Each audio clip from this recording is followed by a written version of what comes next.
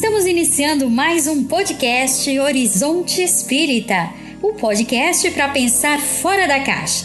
Vem com a gente, você pode e é a pessoa mais importante para a gente. Seja sempre muito bem-vindo.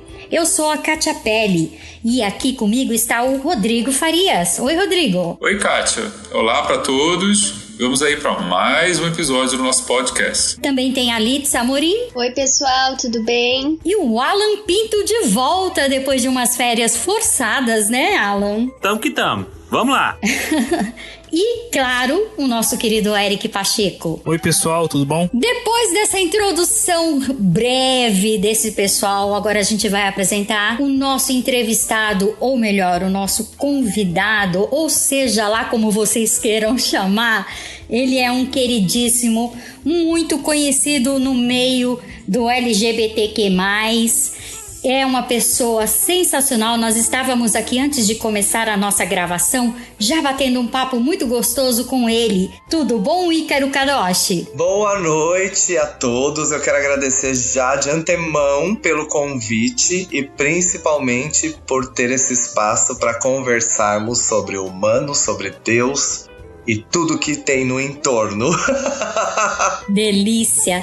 Ícaro, só uma coisinha, tira uma dúvida aqui pra gente.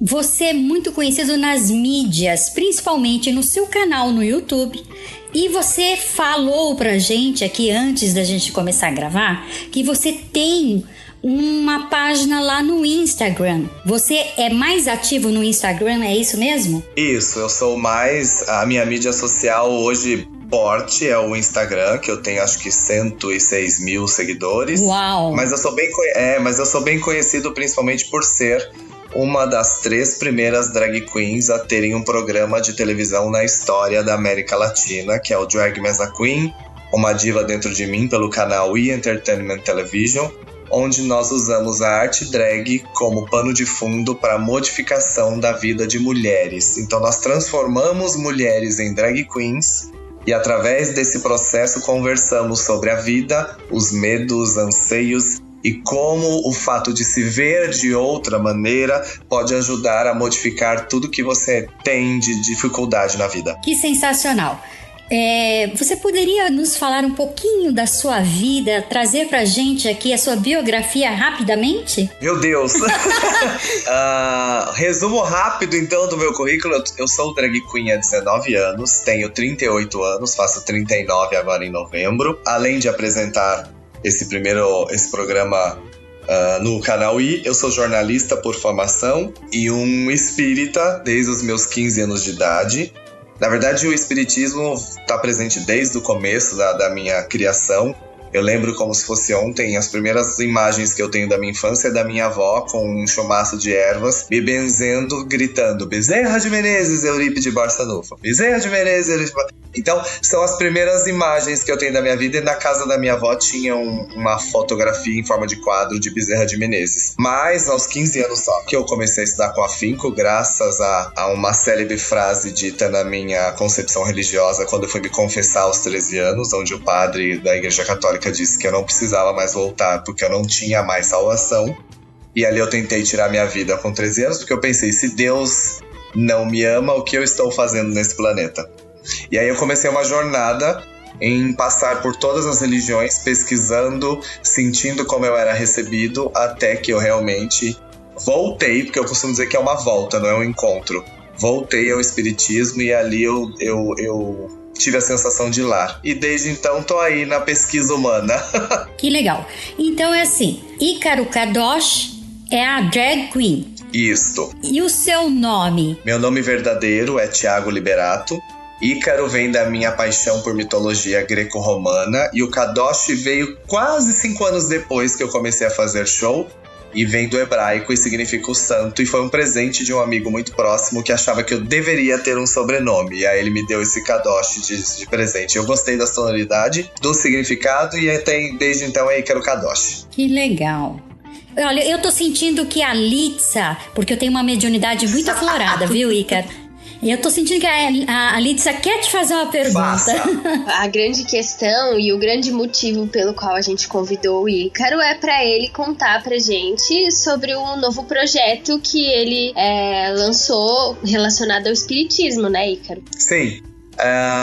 Faz 1 mês e 1 semana mais ou menos que eu iniciei, relutantemente, porque eu sou meio atecnológico e devido ao mundo em que vivemos e a força mental para se manter são no mundo de hoje ser muito grande, eu tinha um pouco de receio de fazer um canal falando das coisas que eu gosto, que é de Deus, espiritismo, do ser humano, entrevistar pessoas, saber de vivências. Então eu comecei há 1 mês e meio, com o incentivo de várias pessoas e amigos próximos que disseram que eu deveria colocar em prática isso. E tem sido uma jornada muito interessante, não só pela questão de deixar uma mensagem para uma parte da população que cresce sem a propriedade do crer, e eu falo isso muito sobre os LGBTQ+, que são marginalizados não só pela sociedade, mas pela religião.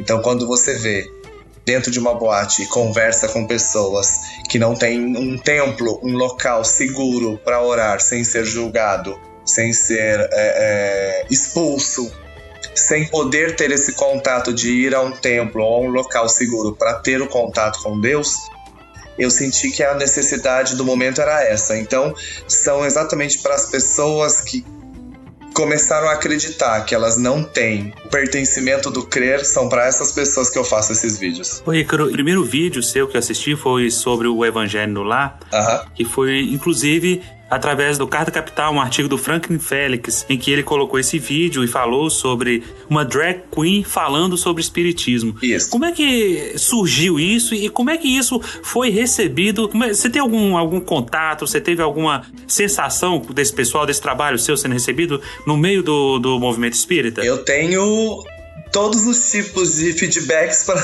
colocar aqui de exemplo. Eu tenho... Então comece do pior pro melhor. Tá bom, vamos do negativo pro positivo. Eu recebi várias mensagens por direct e outros meios, e-mails e afins, de espíritas que diziam, por exemplo, eu achei muito bonito a sua iniciativa, mas você não acha que é desrespeitoso falar de espiritismo estando de drag montado? Outros falam, você não poderia fazer vídeos de espiritismo com a imagem de Jesus, que eu coloco uma imagem de Jesus. E aí já adianto a explicação. Nós somos, enquanto seres humanos, em grande parte, imagéticos. Usamos de signos e referências para saber do que aquilo se trata. E como qualquer espírita que tenha um grande conhecimento e que sabe da doutrina, sabe que o espiritismo não tem essa questão de ligar-se a essa coisa do signo e da imagem. Mas, além de ser uma coisa proposital, não deixa de ser uma reflexão. Quando você está acostumado a ver uma imagem de Jesus associada a uma drag queen nos dias de hoje? Então era essa a primeira reflexão que eu deixo quando eu faço aquele vídeo, e muitos espíritas criticaram porque se tem uma imagem ali não seria um vídeo espírita. E aí eu também faço uma outra reflexão. Se uma pessoa faz esse tipo de comentário, ela está mais interessada na mensagem ou no mensageiro? Então a gente começa a entender o que a gente precisa começar a refletir enquanto ser humano, enquanto crente em Deus, em Cristo Jesus, do que nós precisamos tirar de roupagem das nossas limitações para entender que quando se fala em ser humano ou no outro, que não é a que habita o meu corpo, até que ponto eu o julgo pelas vestimentas e pela carne, ou eu o encaro como um espírito encarnado dentro de um outro corpo? E como é que você pensa na sua pauta, como que é o seu processo de criação? E tô aqui me perguntando, né, o quanto que a sua experiência já como apresentador em outros programas contribuiu, né, para você chegar nesse ponto e criar seu canal. Assim, a primeira coisa que me facilita muito é porque eu sou jornalista por formação. Então, enquanto jornalista, pesquisar, formatar o assunto, colocar uma linha de raciocínio, chega a ser um pouco mais fácil.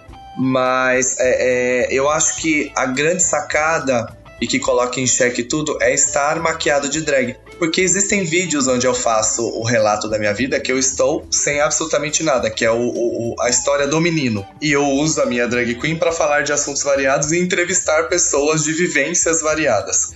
Por exemplo, está vindo agora, eu vou começar a gravar uma série ecumênica onde eu entrevisto uma pessoa de cada religião para mostrar que todos os caminhos levam a Deus desde que você esteja disposto a se encontrar com Ele. Então, a gente começa a entender que o fato de estar montado pode estar ligado com outras questões. E aí a gente vai entrar, por exemplo, na história da drag queen. Desculpa falar um pouquinho agora, mas é mais interessante porque pouca gente sabe disso.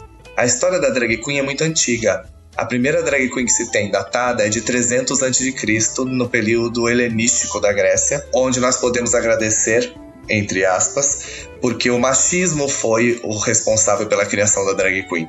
Porque graças às mulheres serem proibidas de fazerem o teatro na Grécia, os homens começaram a fazer os papéis femininos nas grandes tragédias e nas grandes obras teatrais da Grécia. Só que isso não tinha um nome.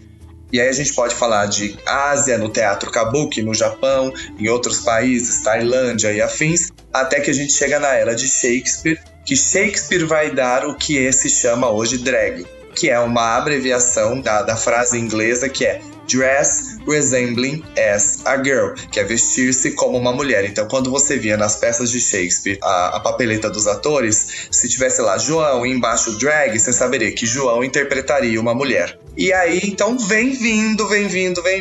Então, a história da drag queen é muito mais rica. E se você pensar que o mundo foi feito por homens, através de homens, para os homens, tudo que é feminino vale menos. Então, quando você quer diminuir uma outra pessoa, como a gente aprende quando é criança, você luta como uma mulher, você bate como uma mulherzinha. Por quê? Porque vale menos. Então, quando eu, enquanto homem, uso dos signos e referências do feminino para fazer a minha existência, eu coloco em xeque tudo que as pessoas aprenderam enquanto sociedade. E isso é chocante, porque essa informação da origem da palavra drag, que muitos acham que é do verbo arrastar, né? Porque arrastam-se os longos vestidos, e isso choca muita gente, que você vê desde Shakespeare, que tem aí cerca de 2.000 palavras que são de origem, né? Ele originou as palavras no próprio idioma inglês. Então, você vê, na verdade, sua atuação como drag como também tendo um aspecto político, né? Não é só por entretenimento. Não, né? Qualquer pessoa que se monte, como é o verbo que a gente usa aqui no Brasil, que se monte de drag, está fazendo um ato político, independente de estar ciente disso ou não. Porque quando você faz o uso desses signos, eu volto a dizer, você coloca em xeque a visão das pessoas. Então, como eu faço isso há 19 anos, eu posso te dizer que eu tive uma gama de reações de pessoas quando me veem montado na frente. Porque para muita gente eu sou praticamente uma lenda urbana, para outras pessoas é tranquilo. Então eu coloco em xeque a cultura, a educação, a aceitação e o respeito para com o próximo daquela pessoa, com o diferente. E principalmente valorizando o que a sociedade acha que não tem valor. Exato. Que é o feminino, que é a mulher. A gente fala que toda drag queen é uma homenagem de muito obrigado a todas as mulheres do mundo. Mas tem uma polêmica aí, eu não sei se é um assunto que você já se debruçou, mas assim, eu já vi que existem algumas correntes do feminismo, especialmente o feminismo radical, que interpreta que a prática de drag queen seria uma forma de estereotipar e de algum modo ridicularizar o que seriam os traços femininos, né? Então, eu não sei o que é que você pensa, mas hoje em dia se discute esse conceito de performance da feminilidade, ou seja, o que é ser mulher? Será que para ser mulher eu tenho que usar salto? Eu tenho que usar batom? Eu tenho que ser, muito risonha? Então, como é que você enxerga essa questão, né? Eu acho que a primeira coisa que nós podemos dizer é que ninguém pode definir o que é uma pessoa através de caixas. Tem que ser isso, tem que ser aquilo. E aí a gente já começa a desconstruir o que é um ser encarnado. Por que ele tem que agir de determinada forma? Porque isso a gente aprende na filosofia e na sociologia, que se chama coerção social. Então isso é fruto de uma sociedade que impõe uma gama de fatores para que a pessoa seja identificada como X, Y, Z, A, enfim. E enquanto drag queen, Eu posso falar por mim, porque aí cada caso é um caso, que quando a gente fala em ser humano, nós nunca podemos usar a generalização. Eu posso dizer que a minha drag queen usa de signos e referências porque eu fui uma pessoa criada só por mulheres. Então a minha vida toda foi rodeada de mulheres mães solo, mulheres que sofreram, mulheres que lutaram para criar os seus filhos, mulheres que têm uma força que eu nunca conheci nenhum homem que tivesse algo parecido. E quando eu me monto enquanto drag queen, que também existem vários subtipos de drag queens, aí a gente pode citar o que eu faço, que é androginia, que não é um compromisso em parecer mulher, porque eu sou careca, eu não uso peito quando eu tô montado, e uma série de outras coisas. Tem as drag queens que chamam tranimals, que usam de adereços que não são maquiagem para compor o rosto e o personagem. Tem as clowns que se inspiram em maquiagem de palhaço. Então não é toda drag queen que usa do artifício de parecer mulher, e isso precisa ser divulgado. E outra, drag queen é uma arte, enquanto arte não tem gênero. Então a gente brinca aqui, mineral, vegetal, animal, hominal, angelical, qualquer um desses seres podem se exercer da arte da drag queen. Então hoje nós temos uma leva muito grande e muito bonita de mulheres que são drag queens em vários locais do país, fazendo shows, sendo DJs. Então não é uma limitância de que só homens podem fazer drag queens. Então eu acho que falta às vezes esse diálogo de vários subgrupos para entender as coisas, porque você não pode dizer que uma coisa é ofensiva até você conhecer a história daquela pessoa e por que ela faz. Então generalizar as coisas nunca é uma coisa positiva. Não é uma forma inteligente, na verdade. Exato. Como você vê a questão do preconceito no movimento espírita, né? Porque recentemente teve uma fala, né, do Divaldo Franco a respeito da ideologia de gênero e tal, então queria que você comentasse sobre essas questões. Sim. A primeira coisa que a gente precisa entender é que essas pessoas que falam tanto sobre a promiscuidade dos homossexuais, do grupo LGBTQ+, e uma série de outras coisas, que LGBT são promíscuos, LGBT são maldosos, LGBT são isso e aquilo. Eu gostaria muito que, pela experiência de vida, fossem aos locais onde essas pessoas frequentam, conversassem com essas pessoas, tivessem conhecimento da vida dessas pessoas. Porque aí eu volto a dizer do porquê do motivo do canal. Quando você vai nesses locais onde as pessoas contam pra você que as famílias as expulsam de casa, que eles não podem ser eles mesmos, da porta da casa pra fora, tem que criar uma máscara, ou até mesmo serem atores sem ter estudado pra isso, para poder sobreviver, para poder voltar para casa vivo. Quando você vê que dentro de uma boate é o único local seguro onde ele pode ser ele mesmo, então ele vai parecer um animal do zoológico que foi solto e vai poder tentar abraçar o mundo naquele momento, porque ele sabe que quando ele sair dali e voltar para casa dele, ele vai ter que fingir ser algo que não é, para poder conviver com os da sua família. Você começa a repensar essas coisas. A gente precisa sair do comodismo do eu ouvi dizer que pro eu vivi, eu sei, eu vivenciei, eu presenciei. Porque a gente fica muito cômodo em teologias de livros, em teologias de ouvir dizer que, fulana disse que, mas é a vivência. A gente sempre fala da caridade dentro do espiritismo. E durante muito tempo da humanidade, a caridade foi vista como o ato de você doar um bem material. Porque na cerne a caridade é dividir aquilo que te falta. E a gente esqueceu que tanto o mundo muda quanto as definições de algumas coisas mudam, pelo menos para mim. Então hoje, quando eu falo de caridade, doando aquilo que me falta, o que me falta hoje? Tempo. Quanto do seu tempo, dessa pessoa, de você que está ouvindo, quanto do seu tempo que você já acha escasso, você doa para parar e ouvir uma história de alguém na rua? Você ouve para parar e ouvir a história de uma travesti, de uma mulher trans, de um homem trans, para saber o porquê as coisas aconteceram da maneira que aconteceram. E aí a gente faz uma outra reflexão mais profunda. O quanto de uma frase dita há 2000 anos, do amar ao próximo como a si mesmo, você exerce? Porque eu acho que quando a gente olha para uma pessoa e se sente incomodado com alguma atitude, eu sempre digo que aquela pessoa é espelho.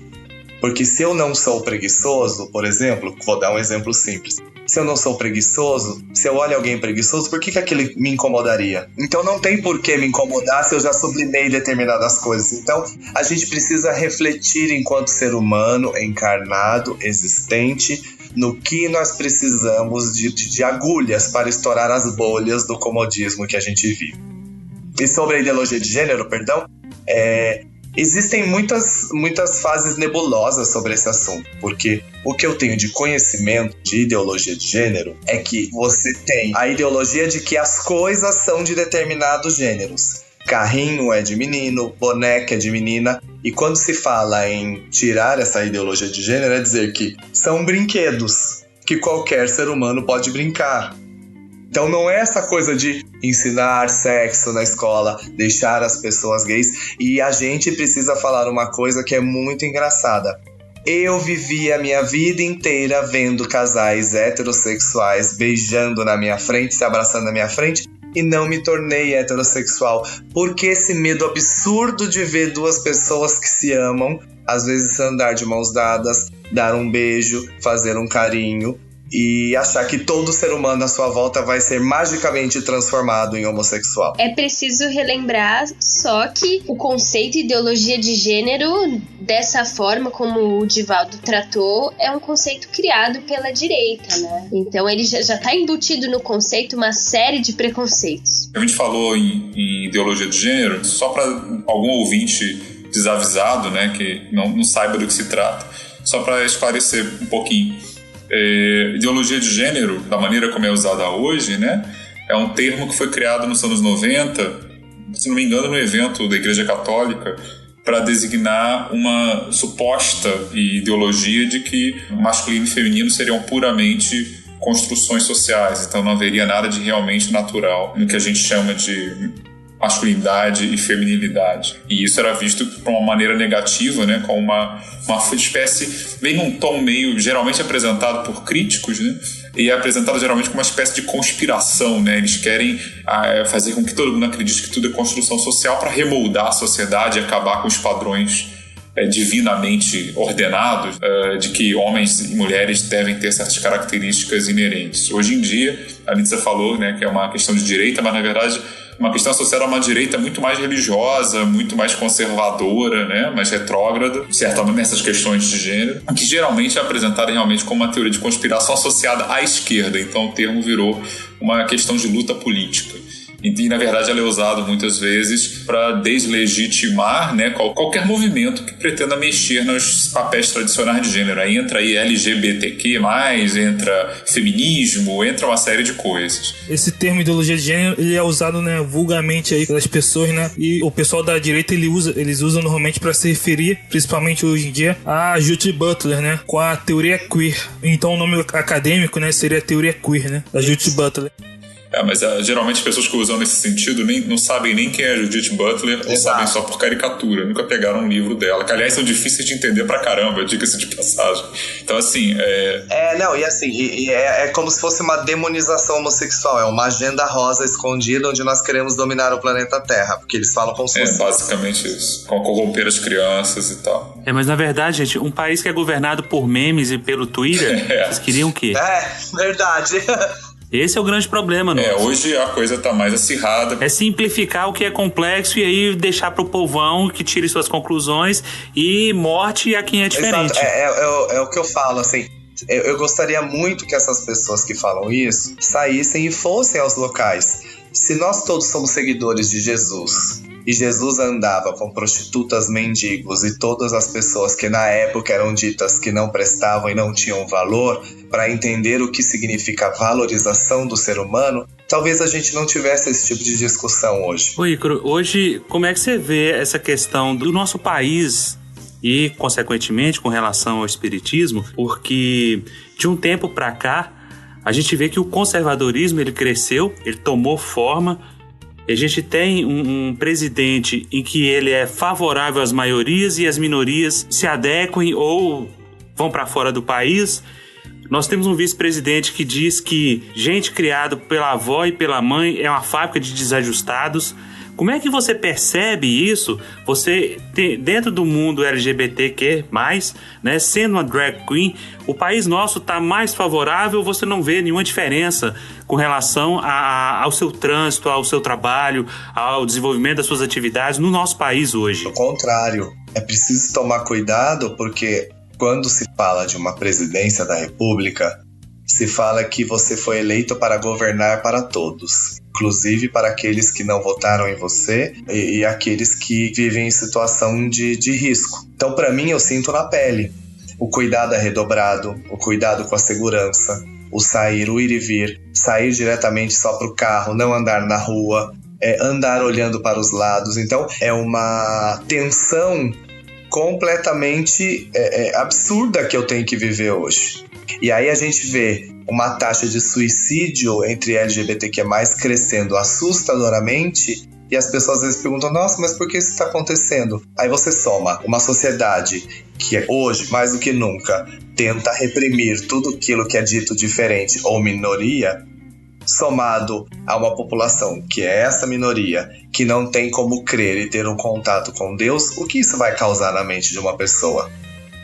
Então, uma pesquisadora, uma psicóloga, esqueci o nome americana, diz que a culpa de, às vezes, as pessoas falarem que homossexualidade é promiscuidade é da própria sociedade heterossexual.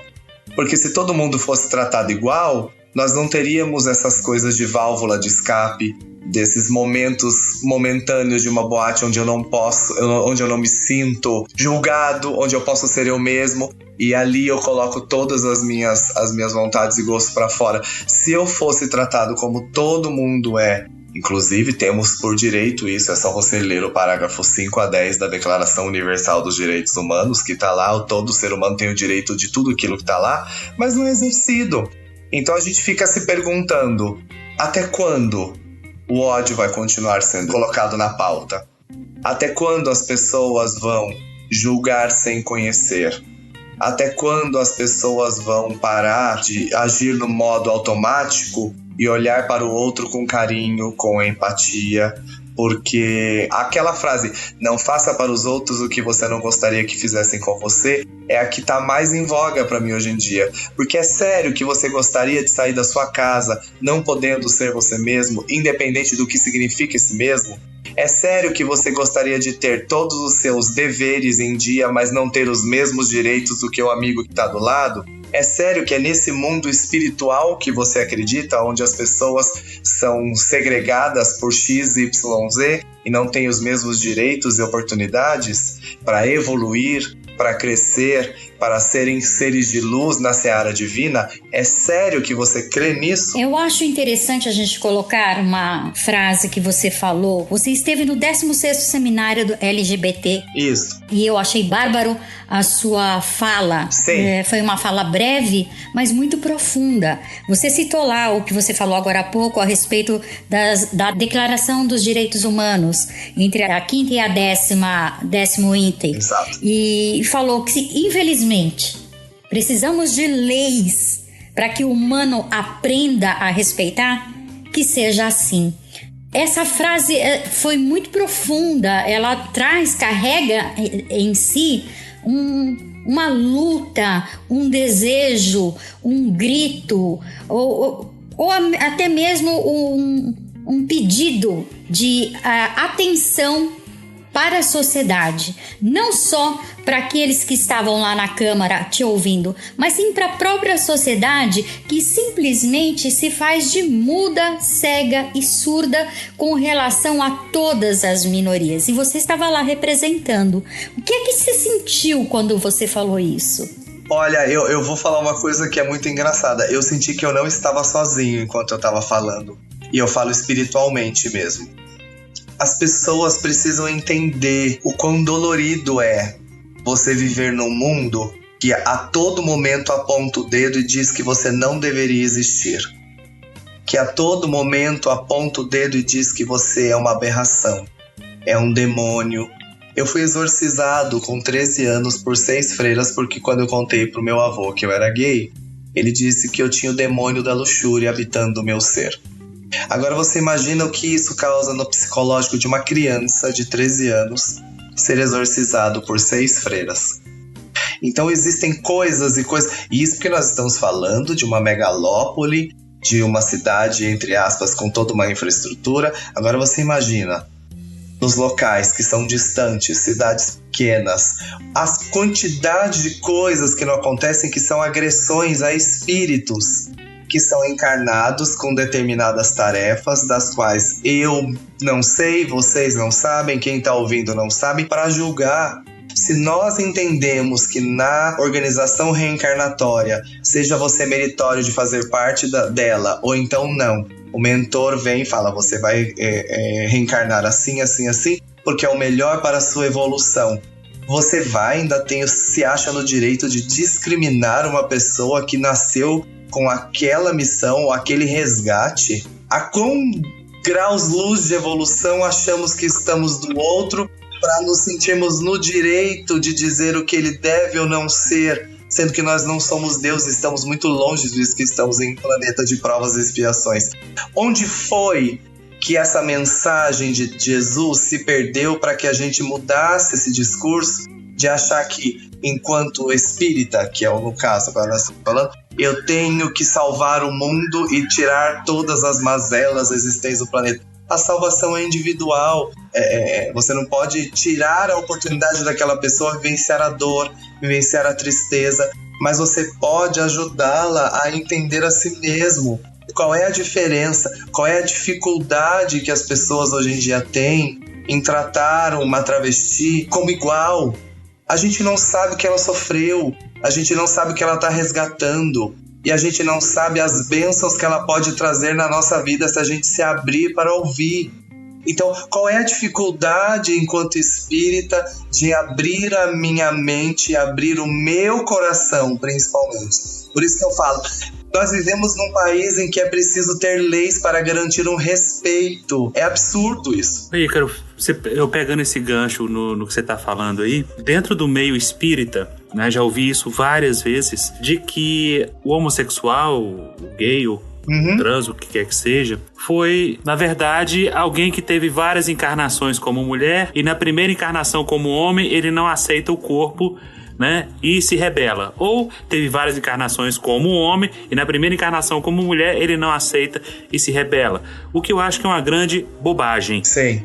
E isso só serve para reforçar o estereótipo, o preconceito, e o espírita que entende a lei da reencarnação, que entende as vidas sucessivas, deveria ser a última pessoa a propagar esse tipo de bobagem. Exato. Porque estando hoje como mulher, amanhã como homem, depois como trans, o que importa é aquilo que eu estou aprendendo.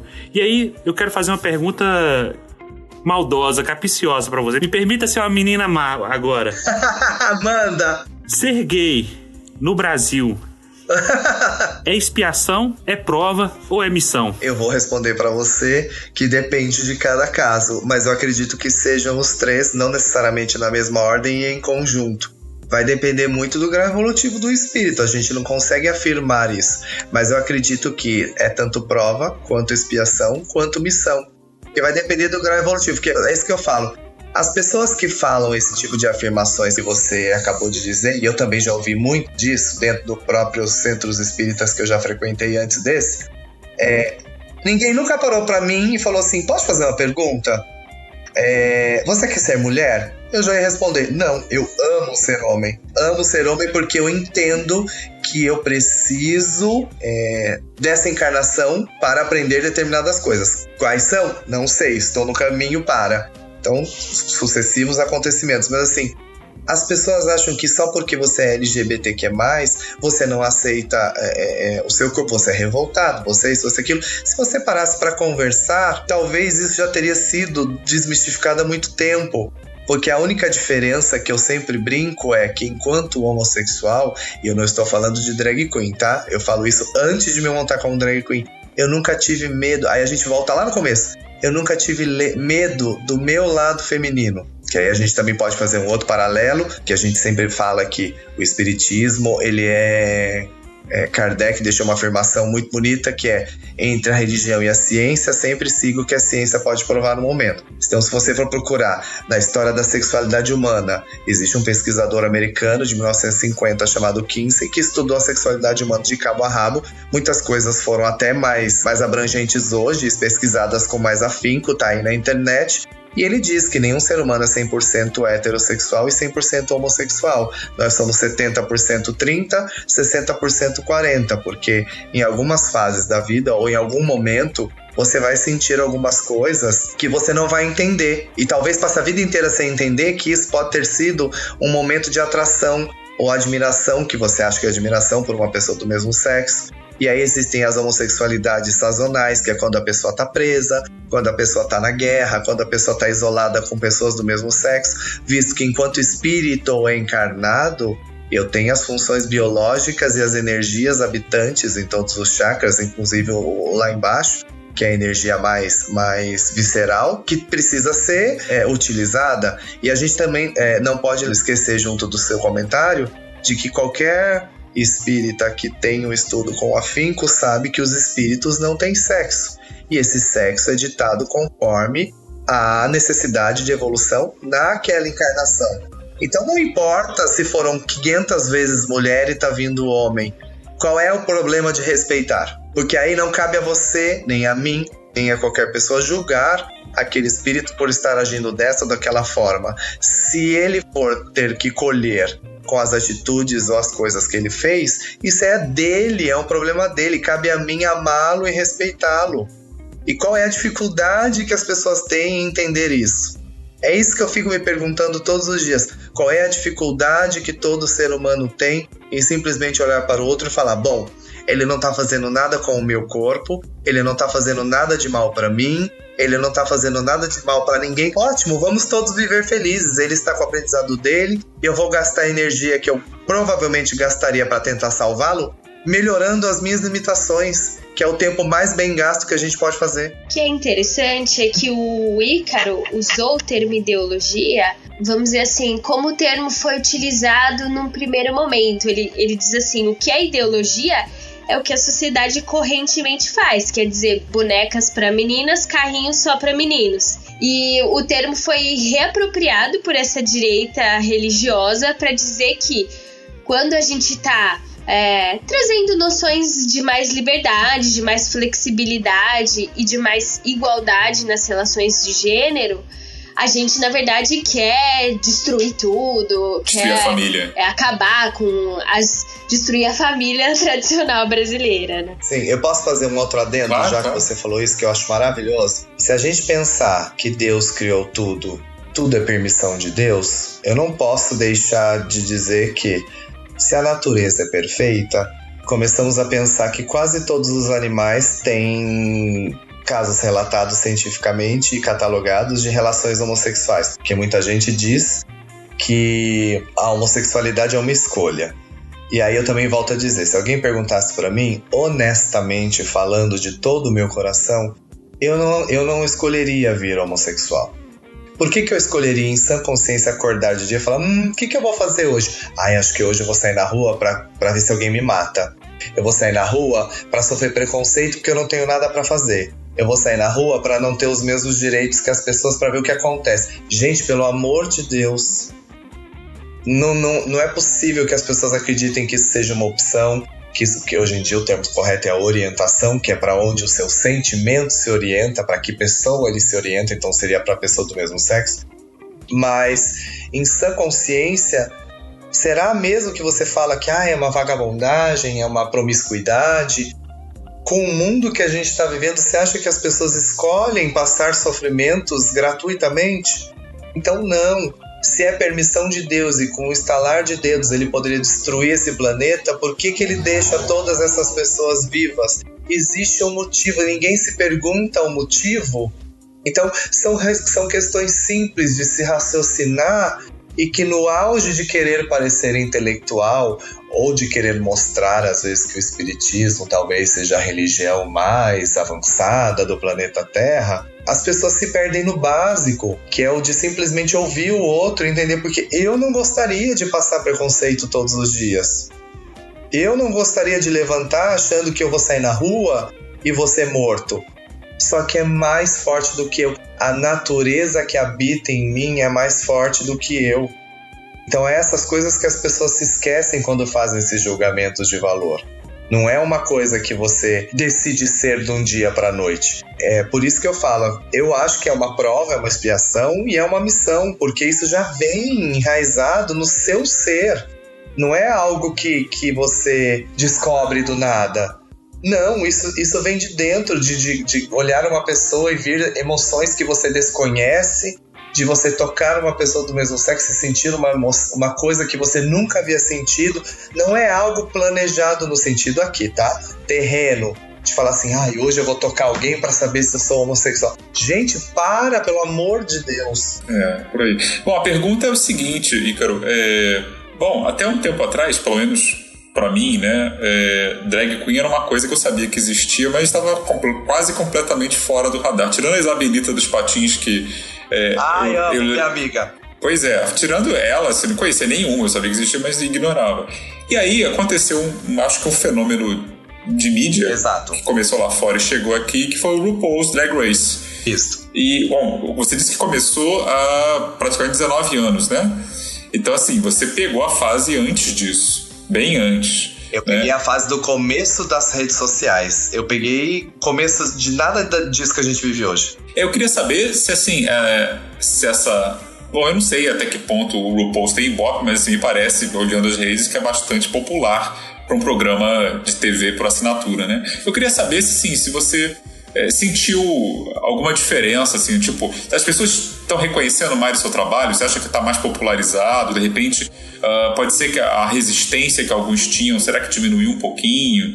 Contribuiu de alguma maneira? Ou a realidade aqui dos drag queens brasileiros é uma coisa completamente à parte? Não, eu acho que ela contribuiu super no mundo todo. Ela colocou de volta as drag queens no mainstream. Que na verdade a gente sempre ouve falar as pessoas falando assim: mas e esse boom drag? Não existiu, pra mim, na verdade, não existe um boom drag. Nós estamos apenas voltando ao nosso lugar de origem.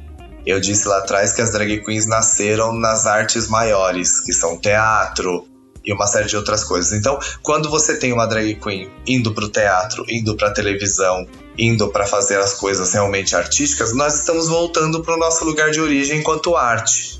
Né? Não tô falando enquanto sexo, enquanto gênero, porque voltamos a dizer, drag queen é uma arte que pode ser feita por qualquer ser humano.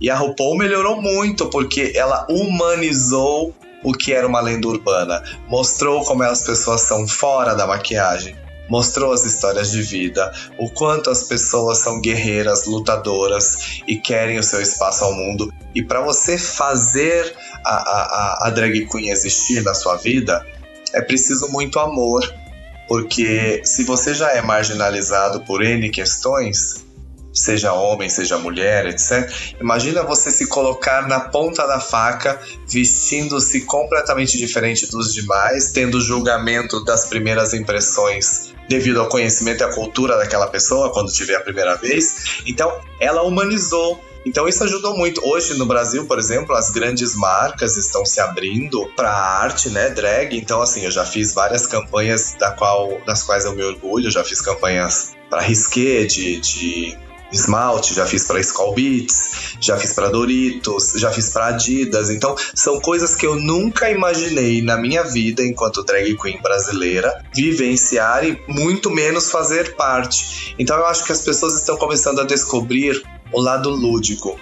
E aí eu também vivencio uma outra história. Por que as pessoas gostam tanto de uma drag queen hoje? De ver uma drag queen, de vivenciar essa experiência. E aí a gente volta a dizer, numa sociedade que cada vez mais te reprime a ter o cabelo daquele jeito, a maquiar-se daquele jeito, a vestir-se daquele jeito, a comportar-se daquele jeito, a drag queen está muito atrelada ao sinônimo de liberdade.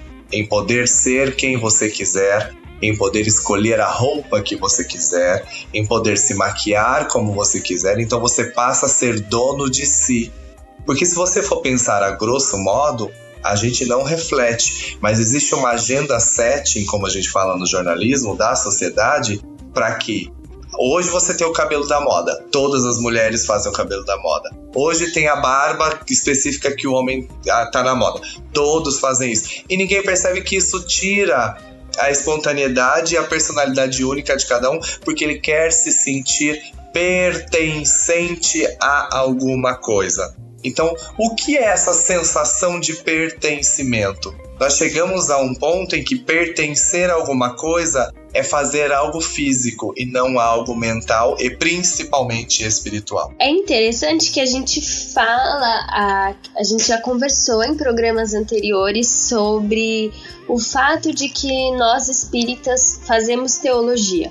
Ou seja, a gente faz reflexões filosóficas sobre Deus, sobre o sentido da vida, sobre o sentido das múltiplas existências, etc. E que a gente defende, acho que todo mundo aqui defende, que isso é uma tarefa dos espíritas, refletir a partir de Kardec. E fiquei pensando que o Ícaro traz muito esse argumento de que nós devemos respeitar os caminhos de todas as pessoas, porque a salvação é individual. E eu queria tensionar a própria palavra salvação, né?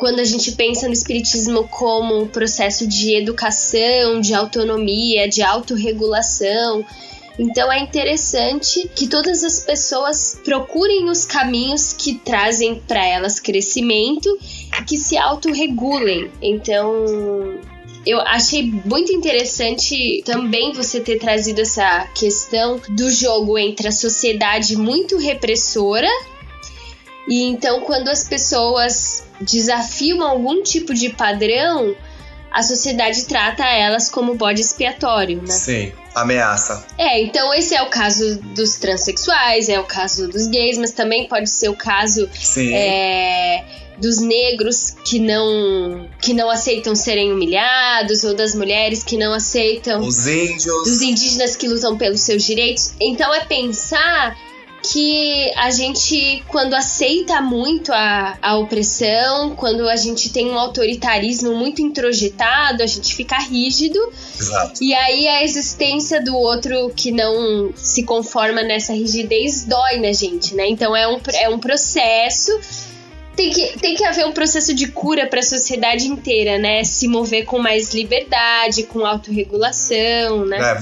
Você disse tudo. Nós precisamos de um processo de cura, aí sim vou usar a palavra, generalizado. Isso. Porque nós precisamos nos curar das dores que vieram antes das dores do agora para evitar as dores do porvir. Maravilha! Ícaro, você frequenta um centro lá aí na sua cidade, em São José dos Campos, sim, que chama Centro Espírita Nossa Senhora de Fátima, onde você é totalmente recebido como você é. E nos disse, inclusive, que você vai montado, como você fala.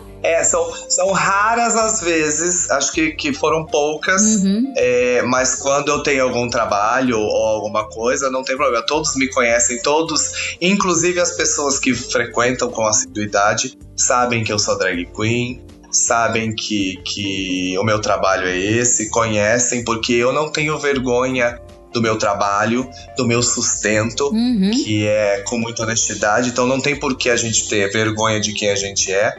E eu sou muito afortunado, sou muito abençoado divinamente por ter encontrado um grupo de pessoas que acolhem sem distinção, sem medo, que estão todas de mãos dadas para resolver os problemas e ajudar as pessoas, ajudar aos próprios médiums. A gente se ajuda sem se julgar.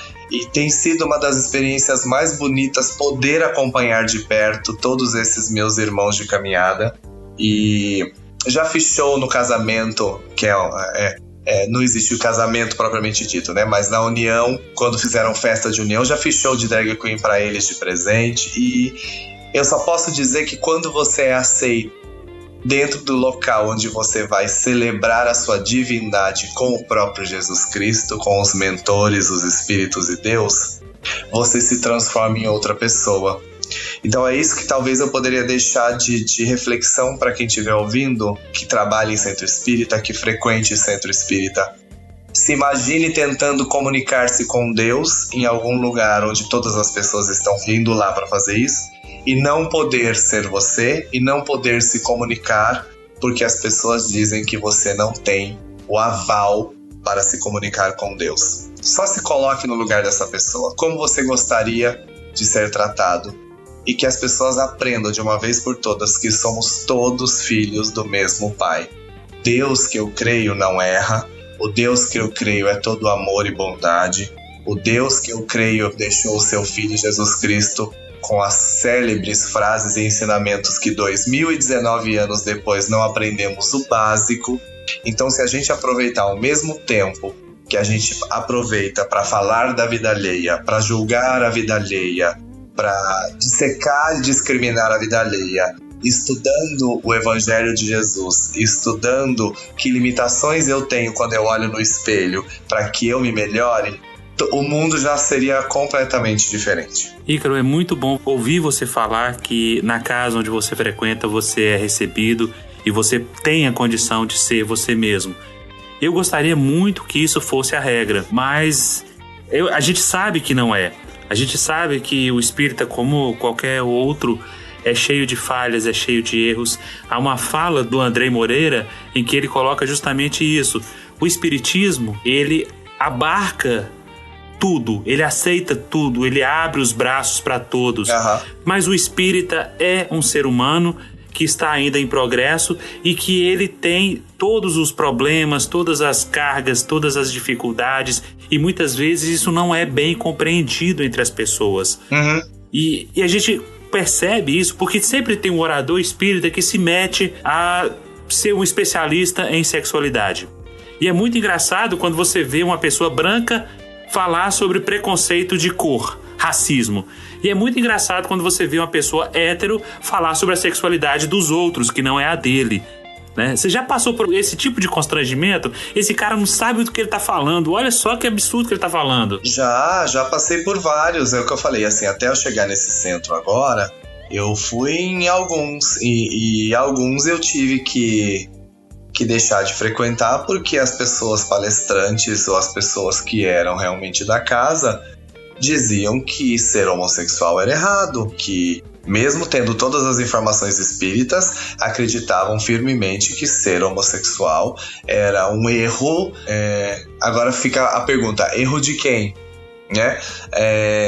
De Deus jamais seria, porque Deus não erra. Então, assim, é difícil você perceber que o lugar que deveria ser de acolhimento, de amor, de atendimento fraterno, se torne um lugar desses. Aí eu volto a dizer, eu trabalho em boates todos os finais de semana.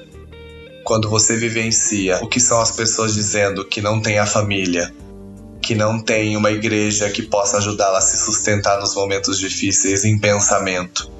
Quando você vê as pessoas saindo e fazendo coisas absurdas, inclusive até o ato de suicídio, como a gente falou agora, será que esse sangue está nas mãos de quem? Eu acredito que esse sangue esteja na mão de todos nós, que infelizmente deixamos as nossas limitações falar mais alto do que o nosso coração.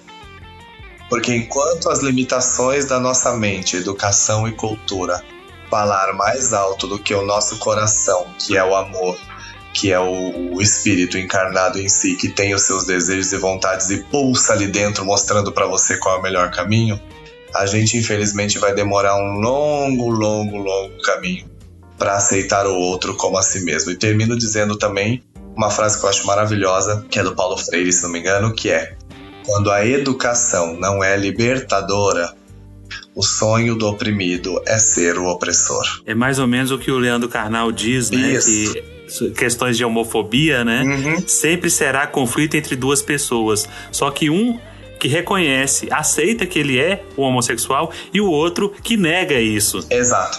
Porque o que me interessa é o que o outro faz ou deixa de fazer. Né? Nós não somos todos irmãos marchando por mais centros como os seus, por mais pessoas como você que faz esse trabalho, porque talvez, Ícaro, a gente acha que o nosso trabalho é uma gotinha no oceano E muitos daqueles que estão em conflito, estão passando por dificuldades, estão vivendo o drama da sua sexualidade, da descoberta da sua sexualidade, de não se encaixar no lugar no mundo, não encontrar o seu lugar no mundo. Consiga encontrar no seu canal, que aliás eu recomendo a todo mundo. Muito obrigado. Os nossos ouvintes procurem o Voo de Ícaro, é o nome do canal. Isso. Do Ícaro Kadoshi, para entender, não é uma drag queen falando de espiritismo, mas é uma pessoa, e para você se sentir que passa por conflito, que passa por problemas, é representado na alma humana. Porque ele tem uma fala sobre a reflexão de terça-feira que eu acho maravilhosa, sintética, que é uma coisa que eu não consigo fazer, por isso nós estamos aqui num podcast, né? Nós vamos aqui 50 minutos, 1 hora, porque a gente gosta mesmo de falar, mas esse poder de síntese que as pessoas têm, e o Ícaro é uma dessas pessoas que fala num vídeo de 2, 3 minutos, com uma profundidade tão bela e que toca a alma da gente. Eu me senti emocionado, e principalmente em ver a sua história de vida. Recomendo a todos, assine o canal do Ícaro e vamos que vamos. Ícaro, eu queria dizer que foi fantástico poder contar com a sua presença aqui no podcast Horizonte Espírita. Queria dizer que foi engrandecedor enquanto ser humano. E eu vou encerrar com uma fala que é sua. Eu também tenho um sonho em que todas essas siglas que hoje são necessárias deixem de existir. Muito obrigada. Amém. Bom, já que tá todo mundo se despedindo, já que tá todo mundo falando, né, em tom de despedida, você deve ter seu horário também. Estamos em dia útil, tá, gente? A gente grava o podcast em dia útil. Não tem moleza pra ninguém. Todo mundo aqui é proletário, tá? Eu queria agradecer pela sua presença, pela sua gentileza, né, de ter aceitado o nosso convite. Queria agradecer também pelo canal, pela ideia do canal, que eu vi por acaso num desses grupos de Facebook, pois né? Eu fui assistir, eu achei muito legal a iniciativa, inesperado, né? Não esperava um dia ver, mas daquela forma, mas eu achei ótima a iniciativa, valeu muito a pena. E agora, sabendo do sentido que você deu a isso, acho que a coisa ficou mais... A importância dela cresceu ainda mais, né? Aos meus olhos, pelo menos. Então, te agradeço muitíssimo pela iniciativa, né? E seja sempre bem-vindo ao nosso podcast, porque aqui a gente trata de tudo e é sempre bom falar sobre o espiritismo, especialmente quando a gente sabe que tem coisas que a gente vê e a gente vê que, poxa, isso está abrindo um caminho a mais, entendeu? Isso é uma novidade que talvez daqui a uns poucos anos vai ser uma coisa super comum, mas neste momento é um pioneirismo, neste momento é o mundo espiritual plantando uma nova sementinha. Eu acho que o seu canal tem muito desse papel, e isso é um momento histórico, por assim dizer, né? Pelo menos aqui no Brasil, né? Por aí deve ter mais coisas nessa linha, em algum lugar do mundo, mas aqui no Brasil, ainda mais agora, a gente sabe que a gente está precisando muito dessas sementinhas que fazem com que a gente tensione os nossos preconceitos, às vezes aqueles que a gente nem sabe que tem, e descobre ali no momento, né? E eu acho isso fenomenal. Então, eu te agradeço muitíssimo. Pelo menos esse podcast, eu tenho certeza que esse episódio a Priscila vai ouvir do início ao fim, né? Direto. Né? E os outros ela ouvia pedaços, me ouvia ouvindo, mas esse eu sei que ela vai ouvir. E enfim, te agradeço pelo bom trabalho e estamos torcendo muito por você. Amém. É isso aí, torcendo sempre, sucesso. Deixa eu só agradecer de verdade mesmo. Eu quero agradecer a vocês todos do Horizonte Espírita. Primeiro porque o nome já é muito sugestivo. Olhar para o horizonte para mim sempre significou ter esperanças de que amanhã será melhor do que hoje. Agradecer a vocês pelo convite, por fazer com que não só as pessoas que vão ouvir, mas que eu mesmo, durante as perguntas e as próprias respostas, refletisse sobre tudo aquilo que a gente vai falar. Porque a existência humana é essa, é você aprender com o outro, ouvir, porque ninguém é o dono da verdade, muito menos eu, mas que se restou alguma dúvida de quem estiver ouvindo sobre qualquer assunto, as informações estão aí, então procure, saia da zona de conforto, vai estudar, vai conversar com pessoas de vivências diferentes e principalmente nunca se esqueça que o verdadeiro comportamento cristão, não vou nem dizer espírita, nunca foi dentro de qualquer templo, é da porta dele para fora no seu dia a dia. Ícaro, se um dia você for dar uma palestra num centro espírita montado, grava e põe no seu canal que eu quero assistir, viu? Sim, eu tenho. Depois dessa reportagem da Carta Capital, eu tenho recebido vários convites para dar palestras em centros de vários lugares. Então, em breve, pode ter certeza que isso vai acontecer. Aí eu vou gravar. Ah, ótimo. Eu quero assistir. Então, obrigado aí também pela participação, Ícaro, e obrigado a todos que assistiram até aqui. Então é isso, pessoal. Esse foi Ícaro Kadoshi. Nós agradecemos imensamente mais uma vez a participação dele. E fique conosco. Até a próxima. Que maravilha seria se esse país ensinasse a todo mundo o conteúdo dos parágrafos 5 a 10 da Declaração Universal dos Direitos Humanos e os colocassem em prática. Que maravilha seria. Gostaria de parabenizar publicamente os responsáveis pela decisão histórica de criminalizar a homo e transfobia no Brasil. Eu vivi para ver isso. Na verdade, eu gostaria de não ter precisado viver, já que o respeito e a garantia à vida de qualquer pessoa deveria estar no cerne da criação do ser humano através dos pilares que o sustenta: a educação, a família, a religião e a sociedade. Mas se é através de leis que o humano aprende, que seja feito assim.